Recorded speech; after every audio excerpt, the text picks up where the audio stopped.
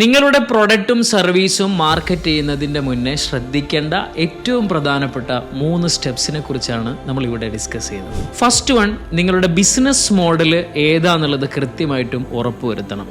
ശരിക്കും നിങ്ങളുടെ പ്രൊഡക്റ്റിന് നല്ല മാർജിൻ ഇല്ലെങ്കിൽ, അതല്ലെങ്കിൽ നിങ്ങളുടെ ബിസിനസ് നാളെ സ്കെയിലപ്പ് ചെയ്യാൻ സാധ്യതയില്ല എങ്കിൽ അത്തരം ബിസിനസ് മോഡലിൻ്റെ മുകളിൽ നിങ്ങൾ മാർക്കറ്റ് ചെയ്യുന്നത് ഒരു നല്ല സ്ട്രാറ്റജി അല്ല എന്നുള്ളതാണ്. നിങ്ങളെ കയ്യിലുള്ള പ്രൊഡക്റ്റ് ആവട്ടെ സർവീസ് ആവട്ടെ അതിന് നല്ല മാർജിൻ ഉണ്ടായിരിക്കണം. രണ്ടാമത്തെ കാര്യം, നല്ല സ്കെയിലപ്പിന് സാധ്യതയുള്ള ബിസിനസ് ആണെങ്കിൽ മാത്രമാണ് നിങ്ങൾ അവിടെ നല്ല മാർക്കറ്റിങ്ങിന് വേണ്ടി ഫണ്ട് ഇടുന്നതിൽ റിയലി നിങ്ങൾക്ക് ഫ്യൂച്ചറിൽ ബെനിഫിറ്റ് കിട്ടുകയുള്ളൂ.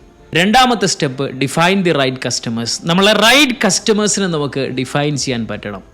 റൈറ്റ് കസ്റ്റമേഴ്സിനെ എങ്ങനെയാണ് മനസ്സിലാക്കുക? നമ്മളെ പ്രൊഡക്റ്റ് എടുക്കാൻ ഒന്ന് അവരെ കയ്യിൽ പണം ഉണ്ടായിരിക്കണം, 2 അവർക്ക് നല്ല നീഡും ഉണ്ടായിരിക്കണം. ഇത് രണ്ടുമുള്ളവർ മാത്രമാണ് നിങ്ങളുടെ റൈറ്റ് കസ്റ്റമേഴ്സ്.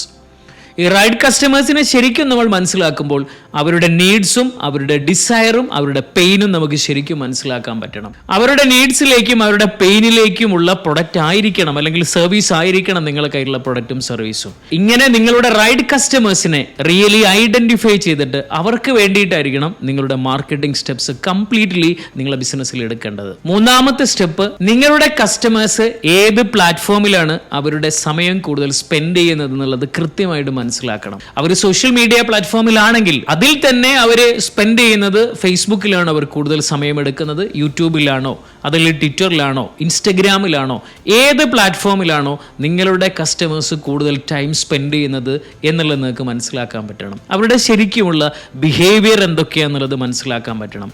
ഏത് ടൈപ്പ് ഓഫ് കോണ്ടന്റ് ആണ് അവർ കൺസ്യൂം ചെയ്യുന്നത് എന്നുള്ളത് മനസ്സിലാക്കാൻ പറ്റണം. ഇങ്ങനെയൊക്കെ മനസ്സിലാക്കിയിട്ടായിരിക്കണം നിങ്ങൾ ശരിക്കും മാർക്കറ്റിംഗ് സ്റ്റെപ്സ് എടുക്കേണ്ടത്. ഇങ്ങനെ നിങ്ങൾക്ക് മുന്നോട്ട് പോകാൻ പറ്റിക്കഴിഞ്ഞാൽ ശരിക്കും നിങ്ങൾക്ക് റൈറ്റ് കസ്റ്റമേഴ്സിനെ ഐഡൻറ്റിഫൈ ചെയ്യാനും അതിലൂടെ നിങ്ങൾക്ക് നല്ല സെയിൽസ് ലഭിക്കാനും നിങ്ങൾക്കൊരു സക്സസ്ഫുൾ ബിസിനസ് ഡെവലപ്പ് ചെയ്തെടുക്കാനും പറ്റുമെന്നതാണ്.